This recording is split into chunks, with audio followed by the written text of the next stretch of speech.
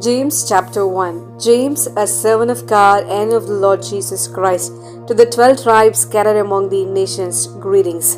Consider it pure joy, my brothers and sisters, whenever you face trials of many kinds, because you know that the testing of your faith produces perseverance.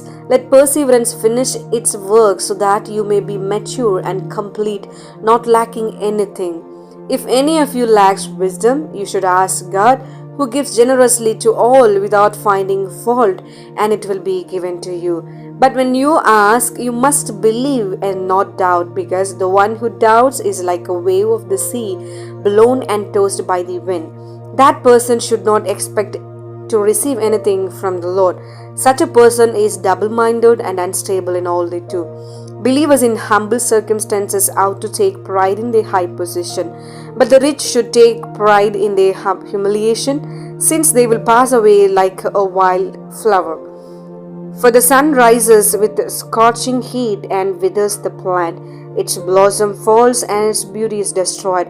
In the same way, the rich will fade away even while they go about their business. Blessed is the one who perseveres under trial, because having stood the test, that person will receive the crown of life that the Lord has promised to those who love Him. When tempted, no one should say, God is tempting me. For God cannot be tempted by evil, nor does He tempt anyone. But each person is tempted when they are dragged away by their own evil desire and enticed. Then, after desire has conceived, it gives birth to sin, and sin, when it is full grown, gives birth to death. Don't be deceived, my dear brothers and sisters. Every good and perfect gift is from above, coming down from the Father of the heavenly lights, who does not change like shifting shadows. He chose to give us birth through the word of truth, that we might be kind of first fruits of all He created.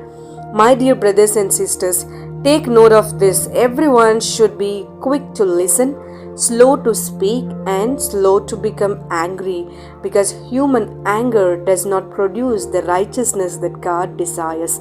Therefore, get rid of all moral filth and the evil that is so prevalent, and humbly accept a word planted in you which can save you.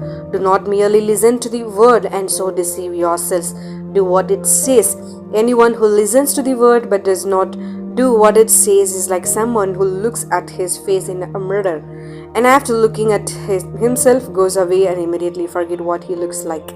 But whoever looks intently into the perfect law that gives freedom and continues in it, not forgetting what they have heard but doing it, they will be blessed in what they do. Those who consider themselves religious and yet do not keep a tight rein on their tongues deceive themselves, and their religion is worthless.